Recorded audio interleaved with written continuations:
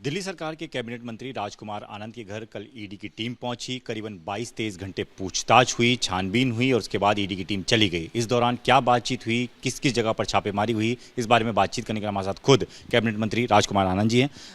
राजकुमार जी, ये जो कल ईडी की रेड अचानक से आपके यहाँ हुई है और 22-23 घंटे पूछताछ हुई है, क्या रहा इन 22-23 घंटे के दौरान, क्या लेकर गई ईडी?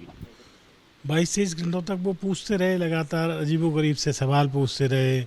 इससे आपका क्या संबंध है, और अजीबोगरीब सवाल, ये फलाना मंत्री आपके घर आता है नहीं आता, जिन चीज़ों से कोई केस का ताल्लुक नहीं होता। और सबसे बड़ी बात यह है कि जो 20 साल पहले का केस है, 18-19 साल पहले का केस है, उसमें जो 18 साल पहले जो कंपनियां बंद हो गई हैं, उस पर आप क्या इन्वेस्टिगेशन कर रहे हो?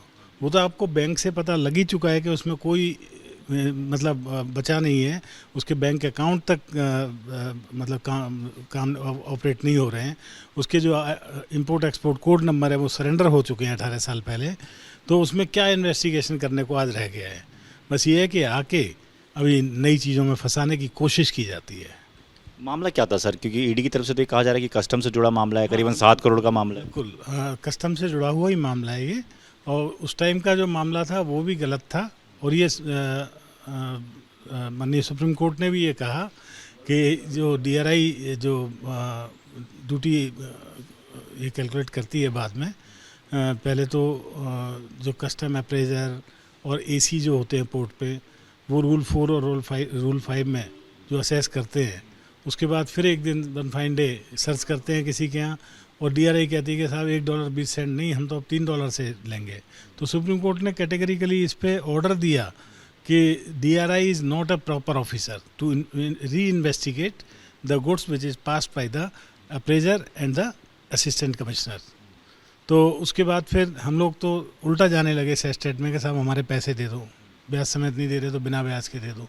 तो ये सब चलता रहा। इस सब में इतनी सीरियस क्या बात हो गई कि अब ऐसे माहौल में जब आप विपक्ष के सारे लोगों को निशाना एक के बाद एक बना रहे हैं, तो आप मेरे पास इतने छोटे से काम के लिए जिस 4 करोड़ रुपए के केस में 3.25 करोड़ रुपए मैं जमा कर चुका हूँ, उसके लिए आज इतना बड़ा बवाल मचा दिएगा कि मेरे रिश्तेदारों के यहाँ पर तमाम लोगों के घर पे 24 घंटे 23 घंटे रेड होती है, और उसके बाद घर के कोना कोना छाना जाता है, बच्चों को डराया जाता है। मेरा साला है, उसको वाइफ सुबह 6 बजे 7 बजे फ़ोन करके रो रही थी। तो क्या मतलब है इन बातों का? कितनी जगह पर सर ईडी की टीम पहुंची थी आपकी? अभी तक तो पूरा नहीं पता, लेकिन 8 जगह तो मुझे पता है कि 8 जगह। कहने कि 18-19 साल पुराना वैसे ऐसा है कि मतलब ये गिनते कैसे हैं कि एक हमारा फ्लैट पड़ा है आगरा में, खाली फ्लैट पड़ा है जिसका हमने कभी कब्जा ही नहीं लिया, उसको एक सर्च की रेड बना दिया इन्होंने कि साहब एक ठिकाने पे वहाँ गए थे। मेरे सीए के घर पे चले गए, मेरे सीए के ऑफिस में चले गए, तो 2 ये हो गई, 3 हो गई, ठीक है। मेरे जो एक ऑफिस है करोल बाग में, उसमें चले गए।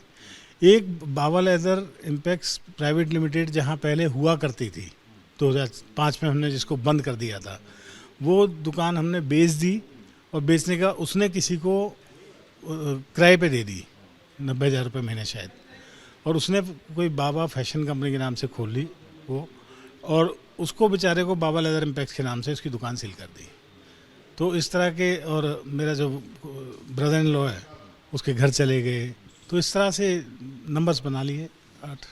सर, जिस तरीके से आम आदमी पार्टी के खासतौर पर नेताओं पर ईडी और सीबीआई की रेड चल रही है, मनीष सिसोदिया जेल में है, संजय सिंह जेल पे हैं, आपके यहाँ भी अब ईडी की रेड हुई है, तो आपको कहीं ना कहीं इस बात का डर सता रहा है कि अब आपकी भी गिरफ्तारी हो सकती है?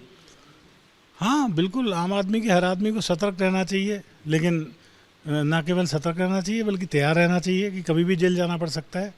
और इस देश की राजनीति बदलने के लिए, जैसा कि मेरे नेता अरविंद केजरीवाल कहते हैं कि राजनीति बदलेगी तो देश बदलेगा, उसके लिए अगर हमें संघर्ष करना है तो इन सब चीज़ों से डरना नहीं पड़ेगा। मतलब राजनीति से प्रेरित आप मान रहे हैं इस पूरी रेड? है ही, आप देखिए ना, कौन सी रेड नहीं है राजनीति इस पर। धन्यवाद सर बातचीत के लिए। तो कैबिनेट मंत्री राजकुमार आनंद सीधे तौर पर ये कह रहे हैं कि राजनीति से प्रेरित रेड थी, मिला कुछ नहीं। 22-23 घंटे एक जगह नहीं, 8-9 जगह पर गए, लेकिन वहाँ से भी कुछ बरामद नहीं हुआ और आगे भी नहीं होगा। जेल जाने का डर जरूर उनको है। उनका कहना है कि लगातार इस तरह की कोशिशें की जा रही हैं कि लोगों को गिरफ्तार किया जाए, विपक्ष के नेताओं को, और उन्हें जेल में डाल दिया जाए, लेकिन वो उससे डरने वाले नहीं हैं। कैमरामैन राजेंद्र सिंह के साथ दीपक सिंह रावत, एबीपी न्यूज़, दिल्ली।